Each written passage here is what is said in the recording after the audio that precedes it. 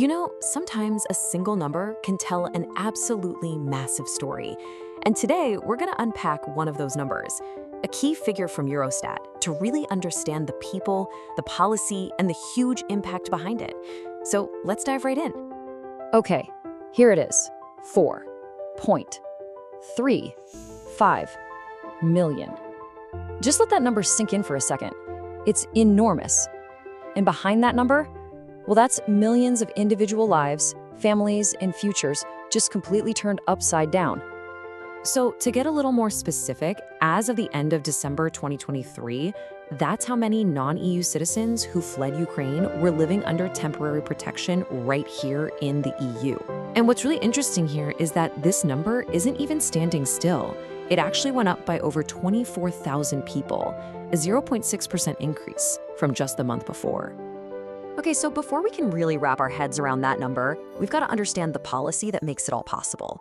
What exactly is temporary protection? I mean, it's a phrase that gets thrown around a lot, right? But what does it actually mean for the people involved? What kind of rights or status are we talking about here?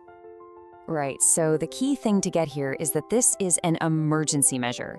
It was triggered back in March 2022 to deal with the huge influx of people fleeing the war in Ukraine. It's all designed to give immediate group-level protection, basically to stop the normal one-by-one asylum systems in each country from getting completely overwhelmed. It's a rapid response tool for a crisis that was, well, pretty unprecedented. So that's the policy side of things. But let's be real. This story is about people. So who are these 4.35 million individuals? Let's take a look at the human side of the data. And when you look at who these people are, the numbers are pretty striking. Adult women are the biggest single group, almost 44%. But check this out. When you add the kids into the mix, you're looking at women and children making up nearly 3/4. That's almost 75% of everyone. Adult men, they make up just over 1/4 of the total. And this really hammers home who this policy is for. The data couldn't be clearer.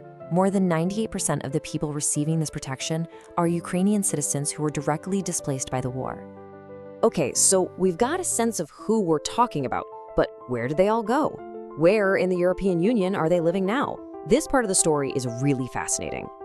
So if we're just looking at the raw numbers, Germany is, wow, it's hosting over 1.25 million people.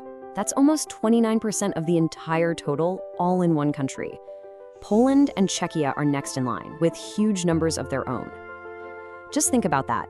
Those top 3 countries, Germany, Poland, and Czechia, they're taking care of more than half of everyone. But here's the thing. Just looking at those big total numbers, it's really only half the story. It doesn't show you the real pressure on a country. To really get that, you have to look at the numbers in a completely different way. And this is where it gets really interesting. When you look at the number of people being hosted for every 1,000 local residents, the picture totally flips. Look at Czechia. For every 1,000 of its own citizens, it's supporting 36 people under this protection. That is almost 4 times the EU average of 9.7. It's an incredible figure. And you see Poland, Cyprus, and Slovakia are also shouldering a burden that's way more than double the average. This really shows you the immense pressure on some of these nations. So all of this naturally leads to the next big question. What does the future look like?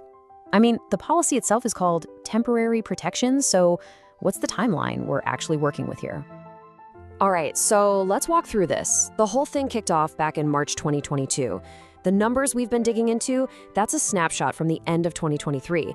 But, and this is the important part, the European Council has already extended this protection all the way to March 2027 because they've determined that the conditions just aren't safe for people to return home yet. So let that sink in for a second. A policy that was created as a short-term emergency fix is now on the books to last for at least 5 years. And that just leaves us with this huge, lingering question. For the 4.35 million people trying to build new lives, and for the communities that have welcomed them, what does the word temporary even mean anymore?